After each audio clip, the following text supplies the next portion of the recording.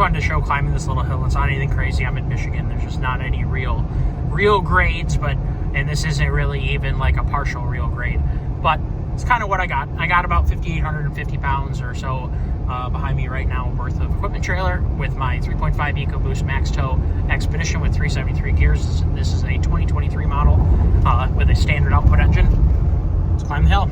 I mean, bump. Let's see if it even downshifts. In tow haul, it likes to be in about 9th. Oh yeah, she'll downshift. There's 8th. There's 7th. So that's 1-to-1 gear.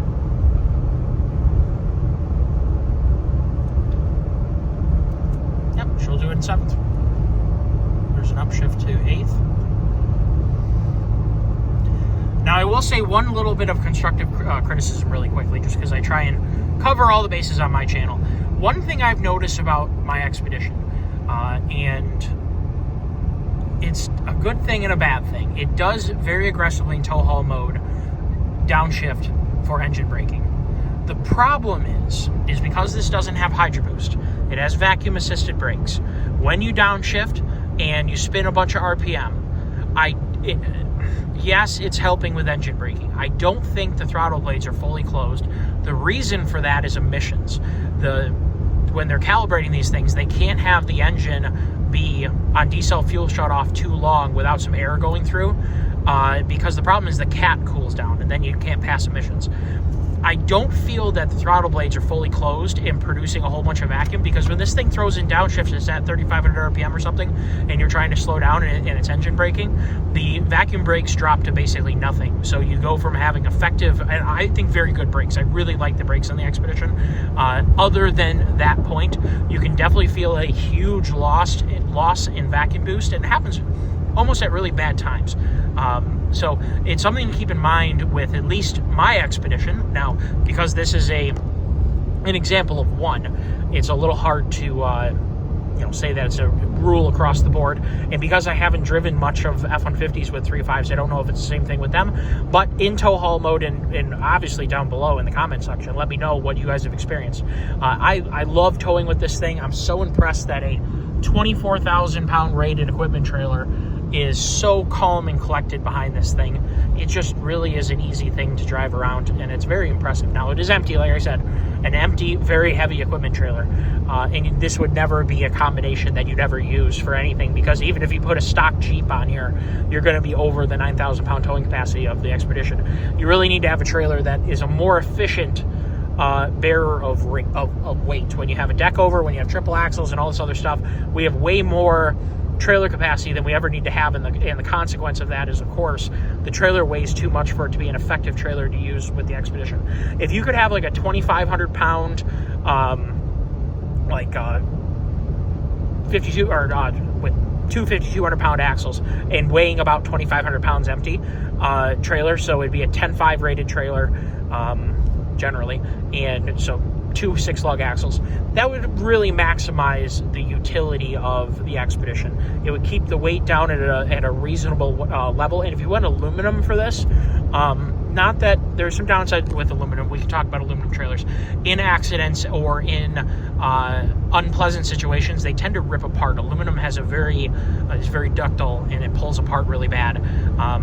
Aluminum trailers have definitely their downsides, and they definitely tend to rip apart in accidents. So instead of leaving the accident with an intact trailer with your load restrained and stuff, aluminum trailers tend to pull apart, and restraints tend to come off, and loads tend to leave the trailer, and the trailer ends up in multiple pieces. Is generally what happens with an aluminum trailer. So I'm very careful when I recommend aluminum trailers, but when you can have an extra lightweight trailer that does the same amount of work, and especially the weights that we're talking about here, I personally wouldn't be a huge fan of a really heavy rated aluminum trailer. I do know semi-trucks are aluminum. They are very heavy gauge, and they have the exact same problem. When they get into severe accidents, trailer rips apart. So payload is very high, of course, because it's not a steel trailer, but there are some downsides. So things to consider. But very impressed with this combination, and very impressed with the 3.5 Ecoboost ability to go up a hill. I did reset this when I just got fuel.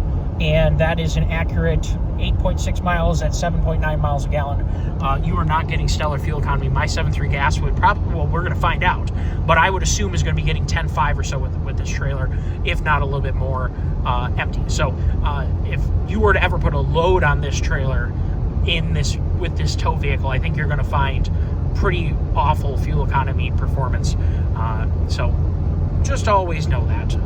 Anytime you involve boost in a gas engine, you're burning a lot of fuel. Turbochargers are not the solution for everything. They're great for some things. I genuinely enjoy my 3.5 EcoBoost and definitely am not hating on it. But if you were to take say a 7.3 Godzilla or a 6.8 mini Godzilla if you want, and you put it in my Expedition, you would have a faster vehicle that got better fuel economy when towing. You would get worse fuel economy when empty, and it would sound cool. And it would fit in the factory location, and the Godzilla weighs like 120 more pounds than a 3.5 EcoBoost. And that would be a compromise that I would happily make. A 6.8 being put in an Expedition would be a killer tow vehicle. And my assumption is it wouldn't maybe get but 2 or 3 or 4 less miles a gallon, two or three, because my 7.3 and my F350 gets about 4 less MPG, maybe a smidgen more, 4.5, than this thing does empty. So the 6.8 is probably just a little bit more fuel efficient than my 7.3, especially in a lighter vehicle. So that would be super cool, but we're fantasizing about something that doesn't exist and probably will never exist. But I can tell you right now, Ford representative, if anyone's watching this from Ford, the Expedition is a wonderful vehicle. You guys have done a really good job with it, and I genuinely enjoy having it. It's a really great family vehicle that's well-rounded and can do a lot of things, and it's a good thing it has a big fuel tank, because when you're towing with the 3.5 EcoBoost, oh boy, do you burn some fuel. But the performance is pretty darn good, and people who own 3.5 EcoBoosts tend to love them, and people who don't own 3.5 EcoBoosts tend to hate them. But there is some value to criticism, because maybe it might push us to properly install certain technologies for when they're good and avoid them when they're bad. In my opinion, the Max Tow EcoBoost or the Max Tow Expedition should definitely be considered to come with a 6.8 V8. I think that would be an amazing thing for Ford, considering their competitor, the Tahoe and the Suburban, both have 5.3 and 6.2 options. So I hope you guys have enjoyed the video. Everyone take care of yourself and have a wonderful day. And please be safe out there in these now cold, chilly conditions. Dress properly, because you never know when you're going to end up on the side of the road. And invest in a new pair of boots so that you don't have racing slicks for boots and end up hurting yourself. Take care all, and goodbye.